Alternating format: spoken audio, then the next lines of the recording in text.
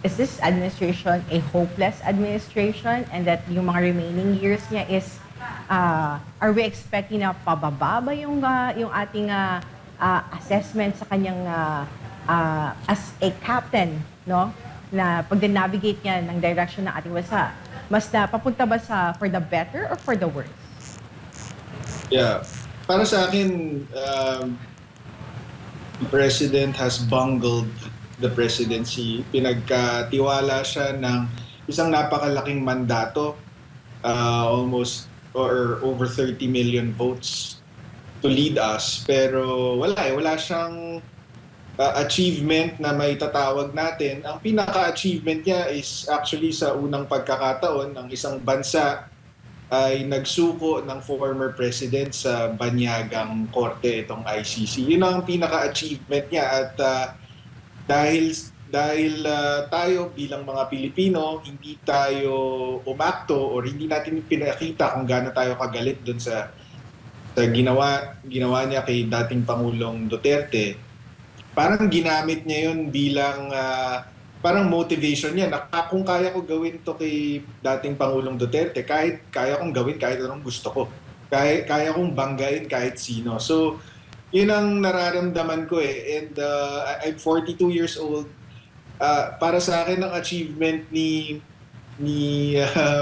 President Bongbong Marcos is for the first time in my life, hindi ako proud maging Pilipino. Na hindi ko mapagmalaki na Pilipino ko, na nawawalan ako ng tiwala at pag-asa sa gobyerno natin. And then malaking bagay yon kasi pinalaki ako na patriotiko, may pagmamahal sa bansa, pero siya yung kauna-unahang presidente na ramdaman ko na hindi siya yung tamang pangulo, hindi ito yung tamang landas para sa bansa natin. So, again, I don't have any expectations for this SONA or for the coming years. Ang inaantay ko na lang is bumaba siya sa pwesto para masimulan na natin yung pagbabago.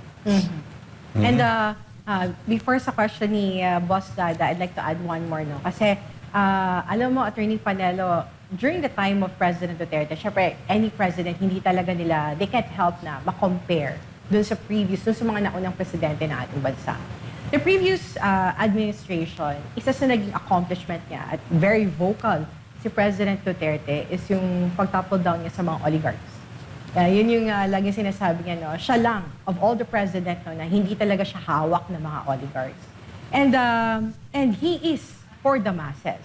Under the Marcos administration, is President Marcos, no, isa ba dun sa power base niya ang mga masa? Or mas nakatuon siya sa mga oligarch? And yung power base ba niya ay nasa mga sa military, sa mga oligarchs, and of course, the mass media?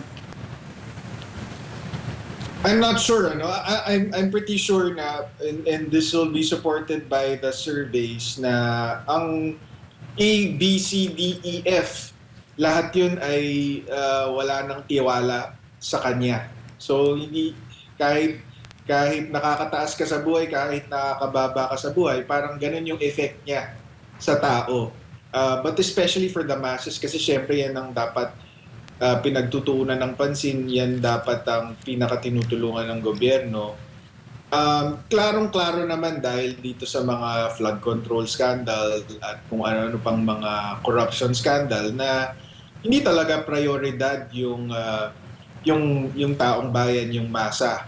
Whether oligarchs are being targeted, mukhang hindi rin kasi parang hindi tayo nakakarinig ng reklamo mula sa mga oligarchs or hindi natin nakikita na gumagalaw yung gobyerno laban sa kanila para basagin yung monopolya at kung ano pa. Yun nga, and sinusubaybayan ko yung SMNI bago ako pumasok. Sabi nga ni Mayor Baste Duterte na ang priority, it seems, is yung impeachment laban kay Vice President Sara, na dininay naman ni Claire Castro. Pero si Claire Castro mismo ang ebidensya na ang pinagtutuunan ng pansin ng gobyerno ay ang mga kalaban nito sa politika, katulad ng mga Duterte. Kasi si Claire Castro, wala nang bukang bibig, 'di ba? Lahat na ng problema ng Pilipinas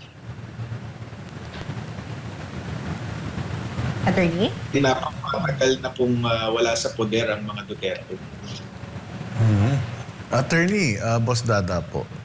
Kamakailan lang na-interview natin si Senator Robin Padilla at parehas kayo ng sagot. Parang wala na rin siyang gana, ayaw na rin niyang makinig at umattend kahit na invited sila or required sila na magpunta. Pero for the past 4 sonas ni Pangulong Marcos, you think hindi niya na-address yung ating issue sa mga pangunahing pangailangan natin, sektor ng bayan natin, edukasyon, trabaho, agrikultura, food security, peace and order, health, at lalong-lalo na yung laban sa komunismo, ano? Yung mga terorista sa Pilipinas, at saka yun na nga, corruption.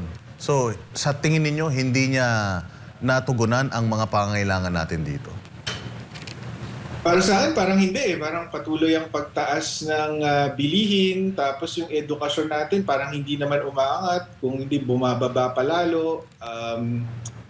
Tapos hindi nga itong budget and flood control scandals are believed to be the worst in Philippine history. So tingin ko hindi niya na-address eh.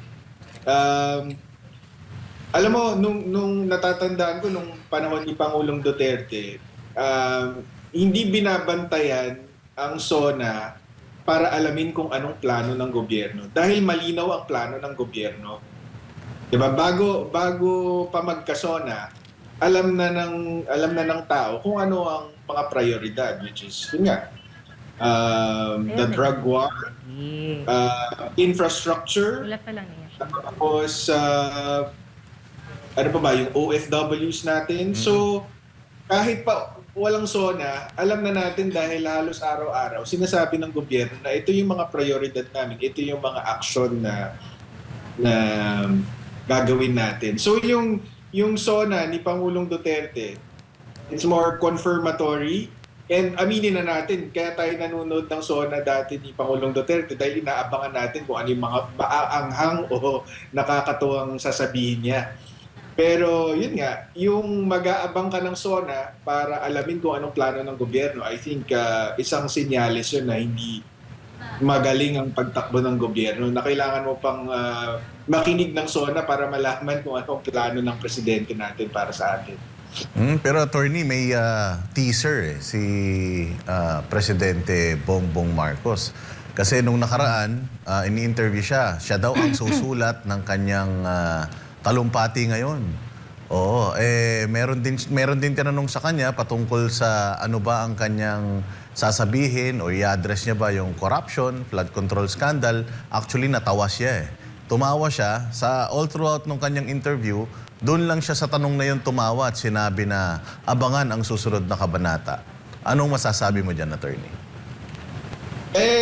Ang napansin ko kay Pangulong Marcos mula pa nung campaign noong 2022, kapag tinatanong siya ng isang topic na hindi siya komportable, kunyari yung di umanong nakaw na yaman ng ama niya, diba? Yung buwis na hindi daw nila binayaran, yung mga atrocities ng martial law, pagka yun ang tinatanong sa kanya, natatawa siya. I think yun yung natural reaction niya. Ganun talaga yung pagkatao niya pagka tinatanong siya ng topic na hindi siya komportable. So, tingin ko ganun lang yun. Na hindi siya komportable dun sa tanong dahil yun nga, yung sinasabi nilang mastermind ng flood control scandal, tinutulak nilang mastermind, hanggang ngayon hindi pa nakakulong. Samantalang yung mga kalaban nila sa politika, nakakulong. So, yun.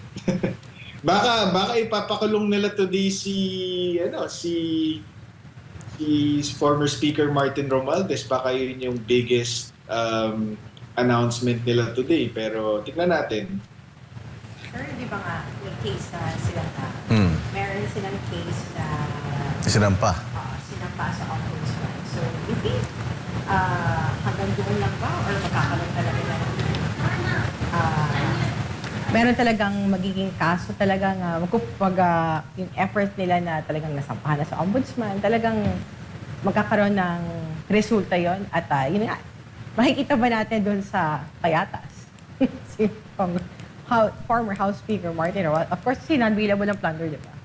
Kung plunder ang ipa-file sa kanya. Ipa-file sa Oo. kanya. Tignan natin kasi kung natatandaan ko, parang Abril pa lang ata sinasabi na ni Ombudsman Remulla na malapit na, parang ang pinalabas niya nung Abril, Mayo, ifa-file yung kaso na yan, pero nasa July na tayo, pa August na, wala pa rin. So, tignan natin. Pero habang patagal ng patagal, lalo kang nagdududa kung ano pa talagang intensyon ng mga to.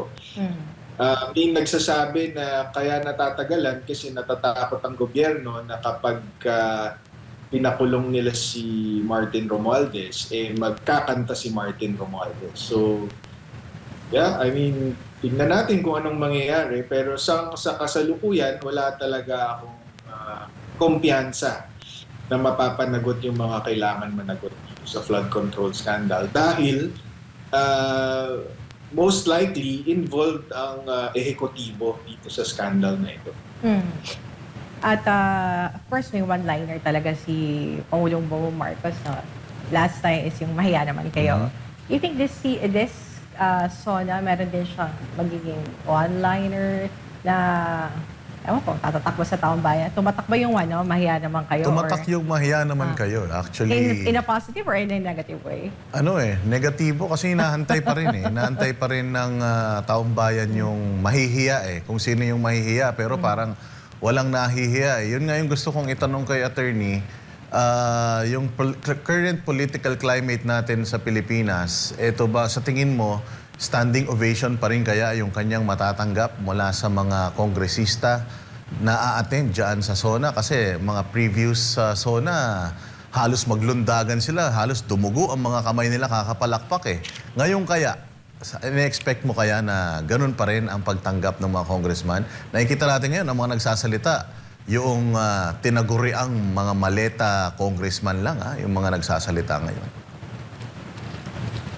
Yeah, I mean, ganun, siguro out of respect and because they feel they might be required to do so, baka bigyan nila ng standing ovation ng Pangulo.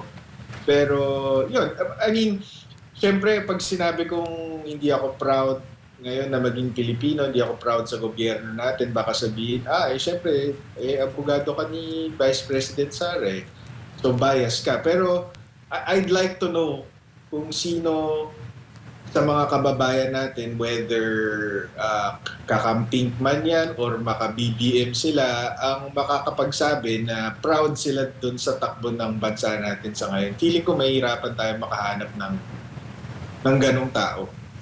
So, di ba? Kung may standing ovation mamaya, I think that's just courtesy for the sitting president and not anything more than that.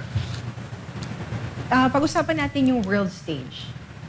Kumusta si Pangulong Bongbong Marcos, especially now, host tayo ng ASEAN, marami din siyang mga foreign trips. Kumusta yung Pangulo natin sa harapan ng mga world leaders, Attorney Panelo? Hindi ko lang alam sa ngayon dahil patuloy naman siyang nakikipag-meeting sa iba't ibang mga heads of state. Pero sa akin, malaking bagay yung ginawa niya kay former president. I think any head of state would understand na he undermined the country's sovereignty in surrendering the former president to the ICC. I think any head of state will understand that, and any head of state won't do that. Na yung talagang with the country's best interest at heart, hindi nila gagawin yun. So, sa ganong banda, baka hindi siya rin-respeto sa mundo. Especially now, attorney, mayroong pronouncement ang Amerika na kanilang planong pagdismantle o paglaban sa ICC.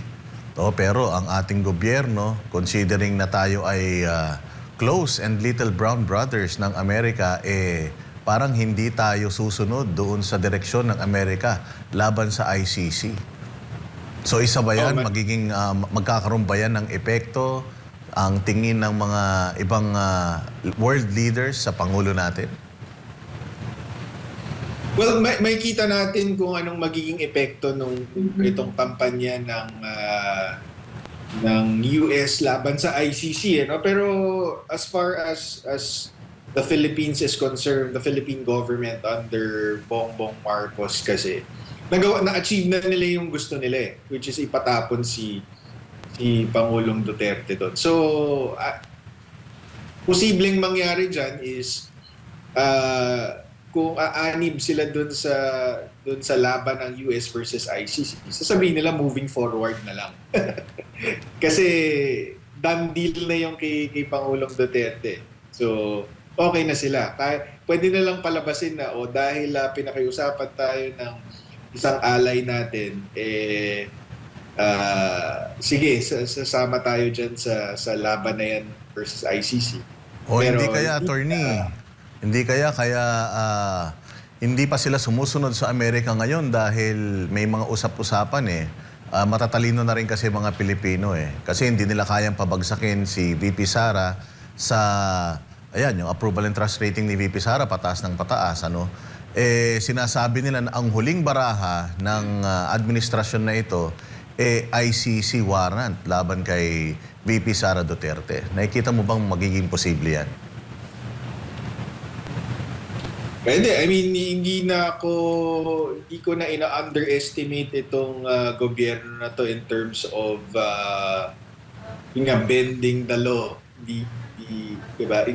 In terms of bending the law, hindi mo na sila ma-underestimate na kahit ano na lang pangbabastos sa konstitusyon natin, sa batas natin, gagawin nila para lang mabasag yung mga kalaban nila. So, maaaring mangyari yan.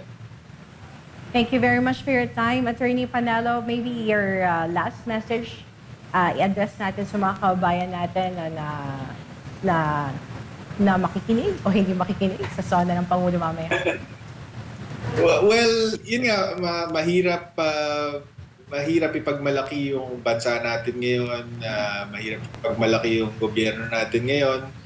Mahirap magkaroon ng pag-asa, yun ang katotohanan sa ngayon, yan ang nararamdaman ko. Pero hindi naman pakuli ang lahat.